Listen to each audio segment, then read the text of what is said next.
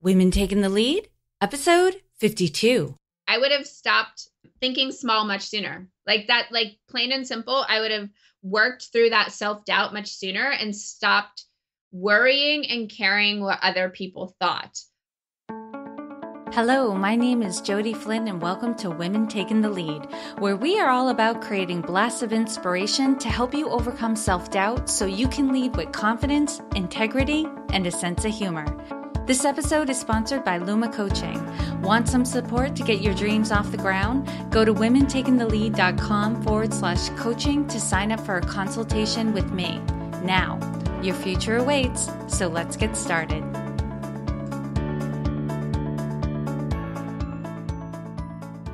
Hello, everyone, and thank you for joining us today. I'm here with Jen Hatzung, who has a bachelor's in political science and has a background in social media, brand marketing, working with military families, and nonprofit communications. Jen is the co-founder of the podcast She Percolates. And in the words of she and her co-host Danielle, we believe success is an ever-evolving concept. It is different for everyone, and each iteration is valid and worth celebrating. Our mission is to introduce our audience to interesting and inspiring women who live all different versions of success. We strive to encourage women to live out their own version of success. Amen. Okay, Jen, that's a little intro for everyone. So tell us more about you and your own humble beginnings. All right. Thank you so much for having me on the show, Jody. I'm so excited to be on. So a little background about me.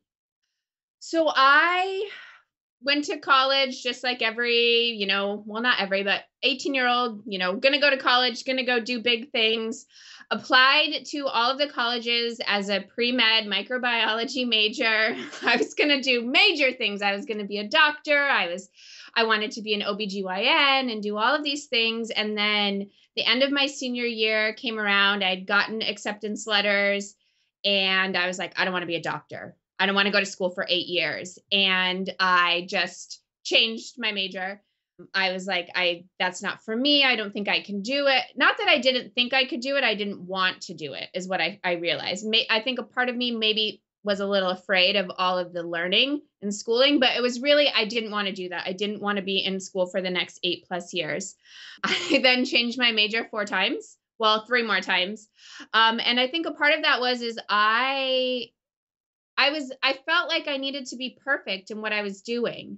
And so it was like, I wouldn't change my major to the thing that I wanted because I was like, I'm not perfect in that. I don't have all this knowledge. And for me, that ended up being political science. And I always steered away from it because I wasn't that super political person. I didn't know everything about it. And I just felt like that's what you needed to do to be a political science major. And so I feel like that was kind of the beginning for me, realizing that I need to do what makes me happy and I need to do what I enjoy, and everything will eventually fall into place if I'm working hard and making it happen. So after that, I had corporate job right out of college. Power suits, pantyhose, and pearls is pretty much what I wore.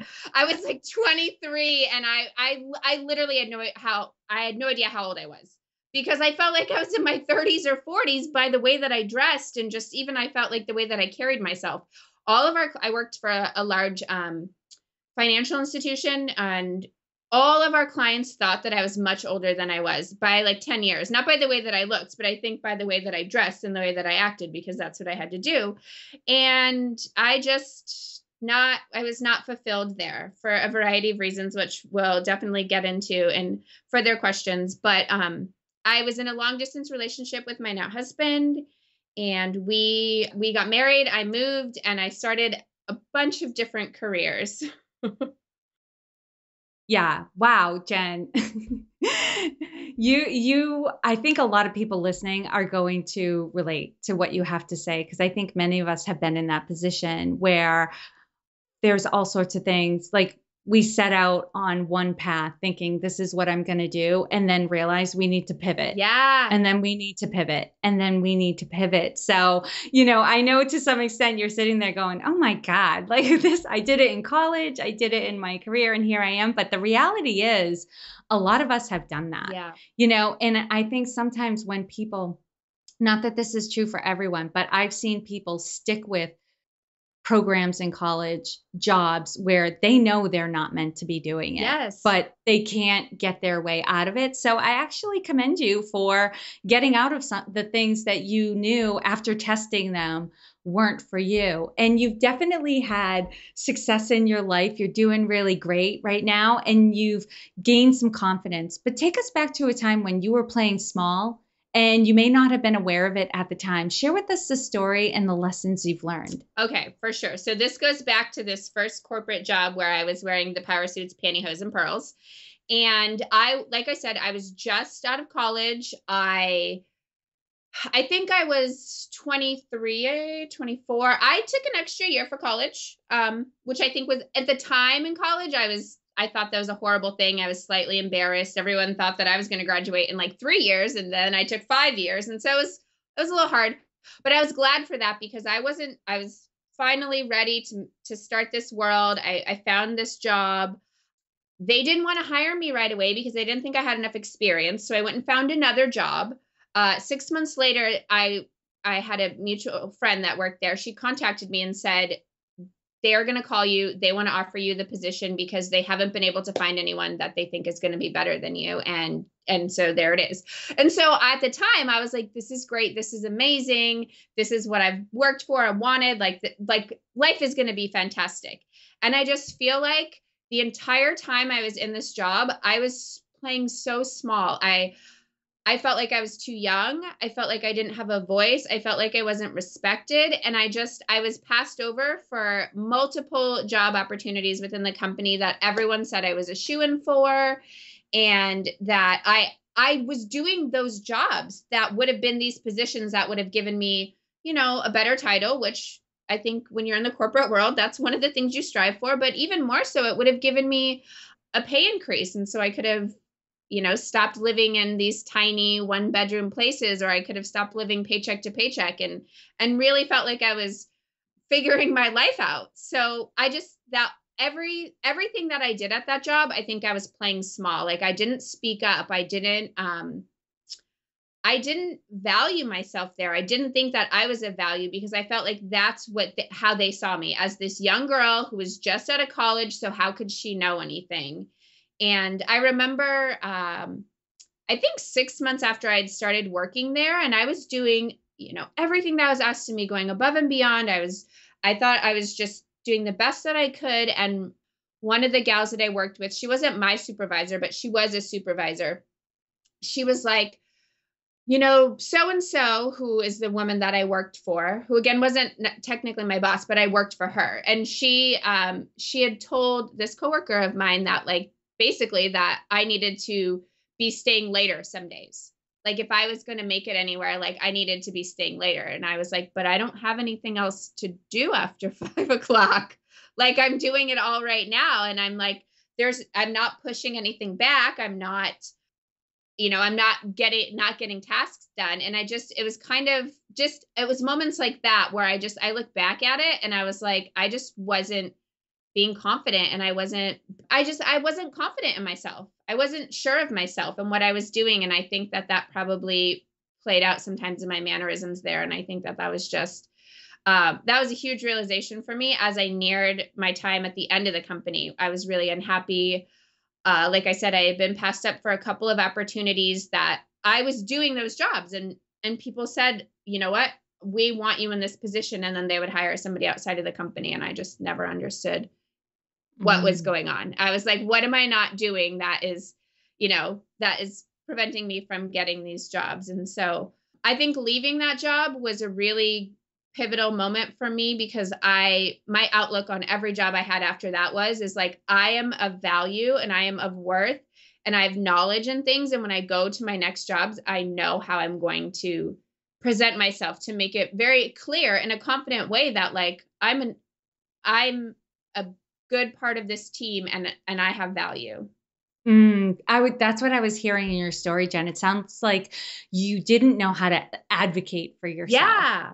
and say, hey, look at what I'm doing. I'm adding so much value to this company. And I know a lot of people struggle with this where they don't toot their own horn. They don't let, their bosses or the people above them know, like, hey, I just did this really great thing. Like they feel like it's bragging or it's out of place. Yes. But that's how we let our bosses know what we're up to, what we're doing, and how we're adding value, and it changes their perception of us. And I know now you've learned a lot from that time, because I see how, like, you are really great at promotion Oh, thank you. right now. Yeah. Yeah. I see your stuff out there and I love it. The branding is beautiful and the messages are so clear. Like, hey, this is what we have going on. And here's, and when you make changes or ideas, you're putting them out there. So I definitely can see how you've taken that lesson and put it into action in your life today. Thank you. Yeah. No, it's hard. It's hard to promote yourself. It's really hard to say, look at this amazing job I did, because I don't know. It's hard. It really is. Yeah, it takes something. It takes, getting, past that comfort level. Like there are some things we have to do and not be comfortable at first. Yes. Until it gets easier and it feels more like us. But sometimes those first few iterations can feel a little awkward. Yeah. And I think too, sometimes it's hard because a lot of times what you're doing, that just feels natural to you. So you don't feel like you're going above and beyond. Right. No, that's exactly it. And a lot of times, I say to my clients, I'm like, and I actually just put out a blog post today about, discovering your superpowers. Oh. And your superpowers are really like, the reason why you need to discover them is because you take them for granted. They're the things that you're so good at that you think everybody else is good at them. Yes. But they're not. Yeah. No, I think so. A big point, and I think when that changed for me, when I feel like I really learned how to, for lack of better words, promote myself, was in 2011, I believe it was. My husband and I won an award from a military nonprofit, and we were the 2011. Yeah, that we were the Navy Family of the Year, and a friend had nominated us for all of the volunteer work we had done in our military community and in our local community.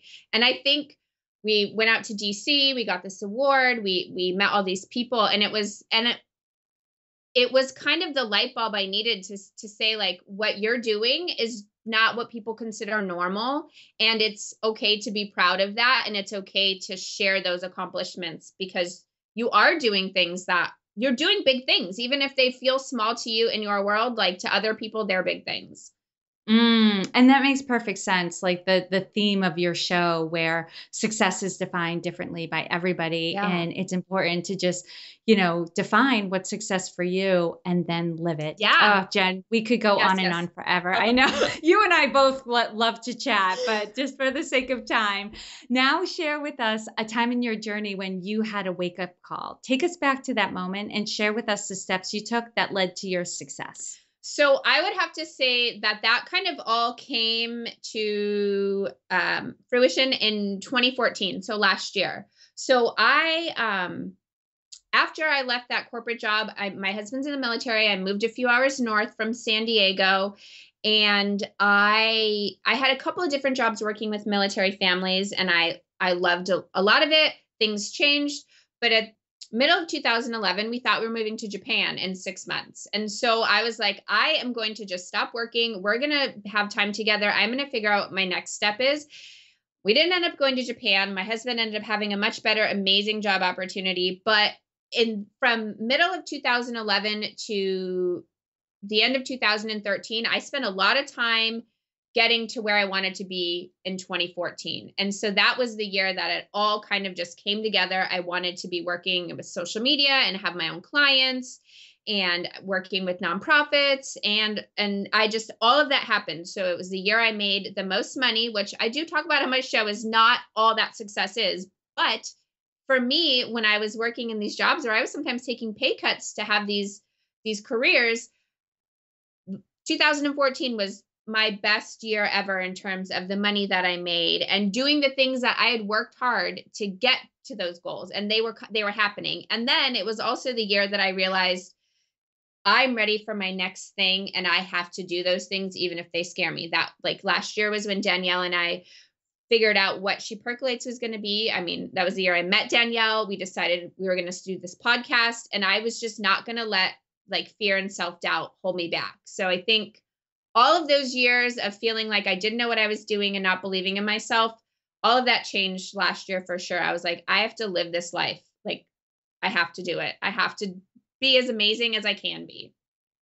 So was it during that 6-month time period where you took like a leave of absence from your career for a little while that you suddenly realized, what you really wanted to be doing? Oh, yes and no. So, I didn't really have full-time work or any work the end of 2011 and all of 2012. We had a lot of transition with my husband's job. We spent 3 of those months living in a hotel in Florida. We were just all over the place. And so at the time I had a horrible, now I look back at it, it was a super failed Etsy shop, but that's where I learned my love of social media. And I think that was where I realized that I was going to be an entrepreneur one day. That was like the very beginning of it. And I think I always kind of pushed that off. And I was like, that's not for me. I don't know how to run a business. I don't know how to do these things. Like, that's scary. I don't want to be a CEO. I don't want to do that.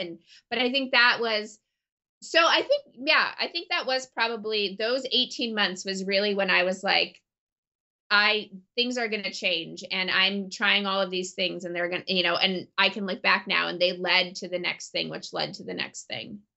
Oh, that's awesome. And Jen, what I want everyone to get is there's no one way to lead. We're all different and we're going to lead differently. So how would you describe your leadership style? For me, I think that my leadership style is that I lead by encouragement. And so I feel like that was something I did not have in that first corporate job, and in a lot and in the jobs that followed that was I didn't have a lot of encouragement overall, even in the job that I was doing or just in kind of who I wanted to be as a person in life, and just about my career development, my professional development, my personal development. And so I really feel like that's what I love to do is I love to encourage women, and I think that if I lead in that way, they're going to follow me because I'm leading them to do what they want to do. I'm leading them to look at that goal that scares them and say, I can make that happen. I can do that. Awesome. And what is one thing that you're working on right now that you're really excited about? Like we've said in the beginning, I currently have a show called She Percolates with my amazing co-host Danielle, but I am also getting ready to launch a second podcast, which is called Style Files, which is totally a departure from what we talk about on She Percolates, but it does all merge together.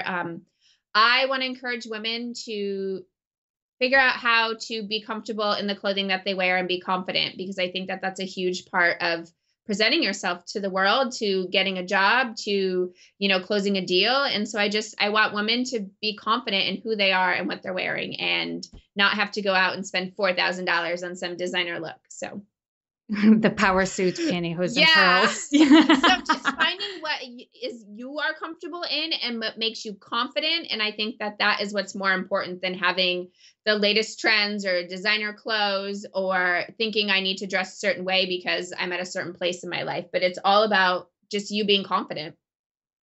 It's so true. When I'm out at networking events, there are the people who, they're wearing the brand labels and they look great, right? Those, some designer labels, they just know how to design clothing, especially for women. But then every now and again, I see a woman who is just, you can tell she's wearing her style, right? Her brand, as we would say in the business world. And she's the one who stands out, not because she looks odd, but because she's just owning it and looks great. So I'm looking forward to your podcast. I can't wait to hear what that's going to be all about. Thank you. Get it going. So, all right, Jen, now I'm going to do a quick leadership roundup. So tell us, what is one practice that helps to make you a better leader? So I would say it is surrounding myself with people who believe in me. So I always think back to that quote by, I think, Jim, I think his last name is Rohn. You are the average of the 5 people you spend the most time with. Yes. And so for me, it's a little bit not necessarily people I'm around all the time, but also like that I'm in most communication with. So my husband, my, co-partner, and She Percolates Crime, Danielle, and then I just have a couple of friends who I am, whether it's on the phone, via text, I'm in communication with them, and those are my people, and they believe in what I do. They encourage me and they push me to get outside those comfort zones. So I think that that's really important. Yeah, and that ties back to your leadership style too, which I think came out of your experience in your early corporate career that, when you're not getting that support, when you're not getting the encouragement, you kind of feel like you don't know what you're supposed to be doing Yeah. and you constantly feel off track. So it sounds to me like you completely incorporated this in your life to where you're surrounded by people who are all about support and encouragement and you provide that to them and they give that back to you. Yeah, definitely. And I think too, especially if like I was so young, like I needed that. I really needed people to be helping me cultivate this person that I wanted to become. And I just wasn't getting that. And I look back at it and I'm disappointed in all of those leaders that I had. I don't even know that I would call them leaders, but yeah. Yeah. But you know what? Sometimes it's what we learn from the leaders that we did not admire that Yes. helped to shape us to be better leaders, right? I remember, different bosses I had and I thought, I will never do this Yes. to other people. And I kept that promise. And the people who I was leading and managing were very appreciative of my style. And, I had a style of, taking responsibility. If need be, if we were in an emergency, I would dive in and help. And my teams always appreciated that. And because I had bosses before who just wouldn't. Yes. It didn't matter how bad the conditions were, they would not, and they would even leave for the day with everyone like struggling to stay above water. Yeah. So, I totally get that. Everybody wants to be a part of a community that looks like that, but it takes work. It takes setting boundaries and also making sure that you're putting out there what you want to receive back from people. Yes, for sure. For sure. And I think what you said is so true. I always, even when I was in bad situations, I would always remind myself of that. Like, I am learning things I don't want to do. Maybe I'm not getting to learn how I should lead, but I'm definitely learning how I don't want to lead. So I'm still learning something. Yes. Oh my God. Now what's running through my head is the theme song from the Fats of Facts of Oh, Life. yes. You take the good, you take the bad, you take them both. Yeah, that's There you it. have. But that's sometimes that's all you have is you can just look at the bad and say, well, I'm not going to do that. And that's a guidepost that can It is. definitely help you on your way. Yeah. All right. All right, Jen, what's one book that you would recommend to a woman to help her develop her leadership? So I love the book Lean In by Sheryl Sandberg. And I got to meet Sheryl at a conference in 2013. I met her at Blog Her. I actually have this great photo of her where I'm so cheesy, grinning, hugging her. Like it's the back of her head and it's the front of my face. And I just look crazy. I was like, I love the book. I think for me, the message that I took from there that I think, and I've spoken to other women that have felt this way as well, is whatever you're doing, lean in. Like, I think a lot of people, some people I know also felt like it was a little bit of too much of a feminist book. And I wouldn't consider myself this super amazing feminist woman. I don't think that would be a word that people would use to describe me. But I really took what her book to say was that whatever you want to do, you need to lean in and do it. If you want to stay at home and be a stay-at-home mom, be proud of that. Own that. If you want to go off and start this business, own that. Do it. Be all in. Whatever you are doing, be 100% in and don't be embarrassed about it. Don't be apologetic about what you're doing. And I think there was I also think too, just learning, just hearing her story of how she got to where she was. And it wasn't as easy as I think maybe some people think. And just, she shared a lot about her mother and everything. I just think it's such a great book. It is. I read it and I love the theme of personal responsibility in the book. Like, if you don't like the way your life is right now, do something about it. Yes. Do something. Yeah. I think that was huge for me. And I look back and I'm like, I wish I would have done a lot of that sooner. So Yeah. Well, hold that thought because we're coming. All right. Great segue. Because, Jen, knowing what you know now, if given a chance to go back and do anything differently, what would you change? It's super simple. Like I would have stopped thinking small much sooner. Like that, like plain and simple, I would have worked through that self-doubt much sooner and stopped worrying and caring what other people thought. I I think realizing that you're going to fail before you succeed is such a eye-opening and just thought, changing thought to have. And that's really what it is I was so afraid of failing and people seeing that. And really, you're going to fail. Like there's some stat that says like you're going to fail like 3.8 times before you have something that's successful or something like that. And so I wish I would have got rid of the self-doubt much sooner and just said, you know what, I'm going to live this life and I'm going to create this path that works for me. And even now it's still hard. I have a lot of entrepreneurial friends, but I also have a lot of friends who are doing amazing things in the corporate world. And I feel like I go back and forth, but I have to like squish that self-doubt. Right. Because it doesn't matter ultimately what you're doing. It's do you believe in what you're doing? Yes. And I think that's been huge with our podcast, She Percolates, is we get so many comments and emails and each week where women are like, this has helped me to push and go and do this and try this, or this is what I needed to hear. And I know that I'm making a difference. I know without a doubt, everything that Danielle and I do every week is helping women follow their dreams and like live the lives that they want to live. So Oh, that's so inspiring. yeah. All right, keep that up because I want you to share with us a success quote or a mantra and why it has meaning to you. Okay. I knew this right away. It's a quote by Zig Ziglar and it's you don't have to be great to start, but you have to start to be great.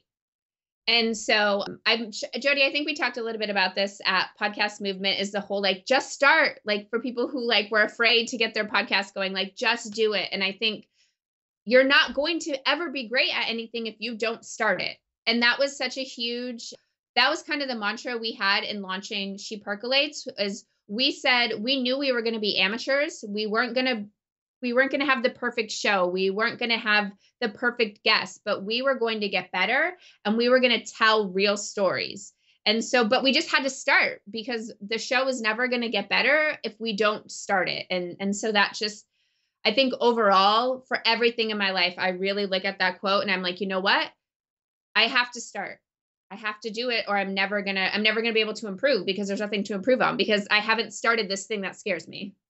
And I think a lot of people who are listening to this episode too, like you and I, are either perfectionists or recovering perfectionists. Yes. Oh my gosh. Totally type A perfectionist. Yeah.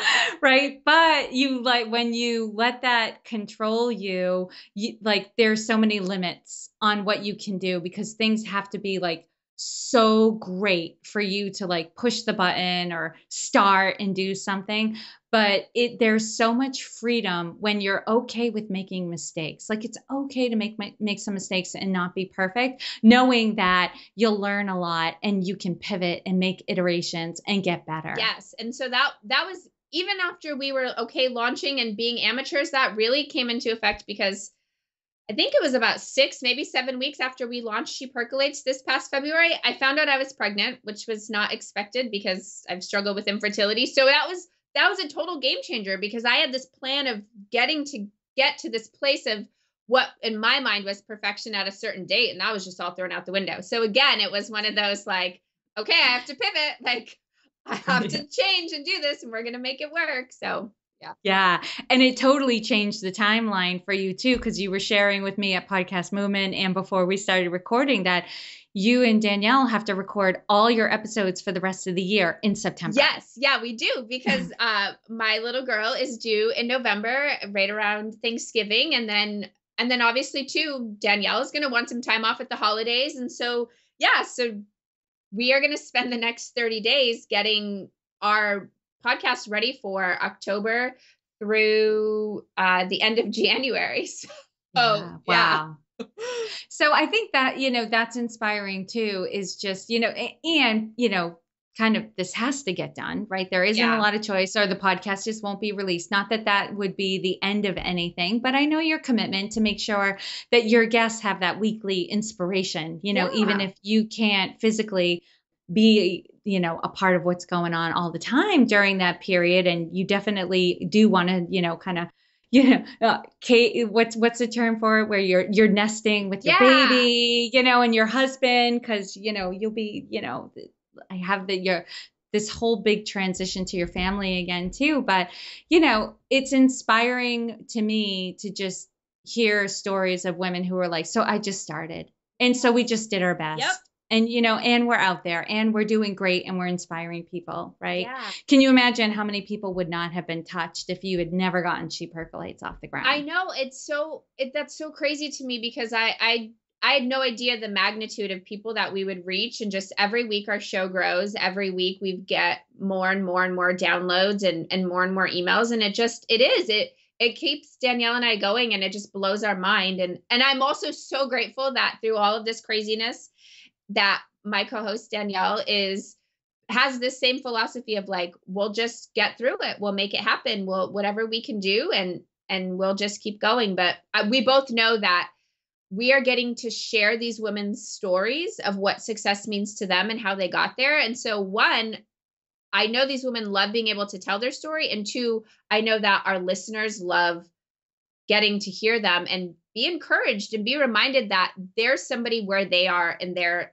that place and time in life. Mm. And lastly, Jen, what is the best way for those listening to connect with you? Okay. So everything on social media for our podcast is She Percolates. And then you can find me at Jen Hatzung. And so my last name is Hatzung. So that is what the website will be for my new style files. That's what all of my social media is. Mostly we are Instagram lovers. So at She Percolates on Instagram and at She Percolates and at Jen Hatzung on Instagram. Those are the two best places to find me and kind of get a sneak peek into my life. Awesome. And you can find all the links and resources shared in this episode at womentakingthelead.com, or you can use the short link, which is womentl.com. Jen, thank you so much for taking the time to inspire and enlighten us. We are all better for having met you. Thank you. Thank you for joining me on Women Taking the Lead. Were you inspired to take some action today, but maybe don't know where to start? Or maybe you have so many great ideas you can't decide where to focus your attention. Don't let stress or overwhelm stop you from having the career, the business, or the life you want to live. Head over to womentakingthelead.com/coaching or use the short link womentl.com/coaching to sign up for a consultation with me. And to strengthen you on your leadership journey, I'd like to send you off with a quote from Marianne Williamson, so here goes. Our deepest fear is not that we are inadequate. Our deepest fear is that we are powerful beyond measure. It is our light, not our darkness, that most frightens us. We ask ourselves, who am I to be brilliant, gorgeous, talented, fabulous? Actually, who are you not to be? You are a child of God. Your playing small does not serve the world. There is nothing enlightened about shrinking so that other people won't feel insecure around you. We are all meant to shine as children do. We were born to make manifest the glory of God that is within us. It's not just in some of us, it's in everyone. And as we let our own light shine, we unconsciously give other people permission to do the same. As we are liberated from our own fear, our presence automatically liberates others. Again, thank you for joining me, and here's to your success.